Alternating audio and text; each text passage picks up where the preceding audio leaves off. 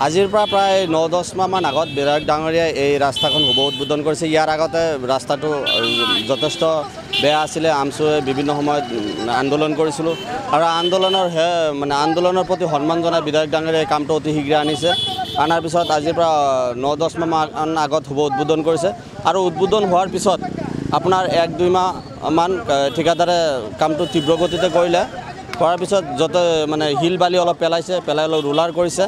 Roller কৰাৰ পিছত আজিৰ পৰা ৭-৮ মাহ হ'ল ঠিকাদাৰ সম্পূৰ্ণ কাম বন্ধ কৰি দিছে।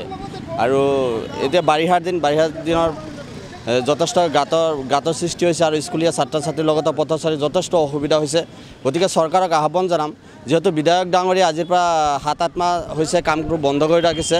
গতিকে এনেকুৱা ঠিকাদাৰৰ কামটো কেঞ্চেল কৰি নতুন এখন ঠিকাদাৰক দি কামটো পূৰ্ণগতিত চলাই ৰাইজৰ লগতে স্কুলীয়া ছাত্ৰ ছাত্ৰীসকলৰ যাতে উপকাৰ হয় সেইটোৱে মই চৰকাৰলৈ আহ্বান জনাইছোঁ। চাওক, দৰং জিলাৰ দলগাঁও সমষ্টিৰ বেছিমাৰী দৈপাম সংযোগী এটা অন্যতম পথচাৰীৰ বাবে আৰু এই পথটি বিগত কেইবাবছৰৰ পৰা ইয়াত কিন্তু ৰাস্তাৰ অৱস্থা খুব বেয়া। যোৱা 10 মাহমান আগতে দলগাঁও সমষ্টিৰ মাননীয় বিধায়ক ডাঙৰীয়াই এই কামখন শুভ উদ্বোধন কৰিছিল আৰু যিজন ঠিকাদাৰক এইখন দিছে নিবিদা পাই তেওঁ কাম ঠিকা লাভ কৰিছিল, এই ঠিকাদাৰে অলপ হাফ কিলোমিটাৰমান কাম কৰাৰ পিছত কিন্তু আজি প্ৰায় 8 মাহৰ পৰা কামটো বন্ধ ৰাখিছে।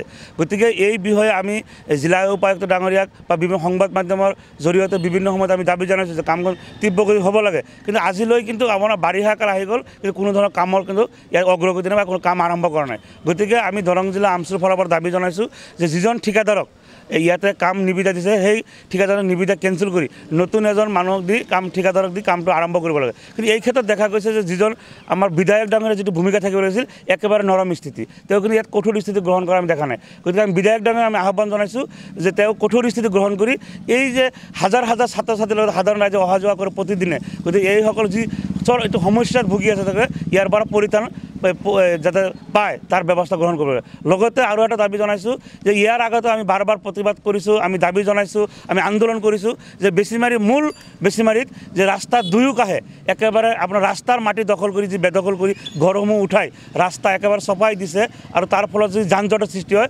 ইয়াৰ আপোনালোকে উচ্ছেদ কৰি ৰাস্তা বহলীকৰণৰ কাৰণে কিন্তু আমি দাবী জনাইছোঁ। কিন্তু এই ক্ষেত্ৰতো আমি কিন্তু সম্পূৰ্ণ গাফিলতি কৰি দেখা পাইছোঁ জিলা প্ৰশাসনক আৰু এই ক্ষেত্ৰত বিধায়ক ডাঙৰীয়াৰ ভূমিকা কিন্তু নৰম। গতিকে বিধায়ক ডাঙৰীয়াক আমি আহ্বান জনাইছোঁ যে আপুনি কঠোৰ স্থিতি গ্ৰহণ কৰি এই ৰাস্তাৰ দুয়োকাষে ঘৰসমূহ উচ্ছেদ কৰাৰ ব্যৱস্থা কৰক। লগতে এই যি ৰাস্তা দৈপাম বেছিমাৰী সংযোগী ৰাস্তাৰ ঠিকাদাৰজনৰ নিবিদা কেঞ্চেল কৰি নতুন এজন ঠিকাদাৰ দি পুনৰ কাম আৰম্ভ কৰিব লাগে।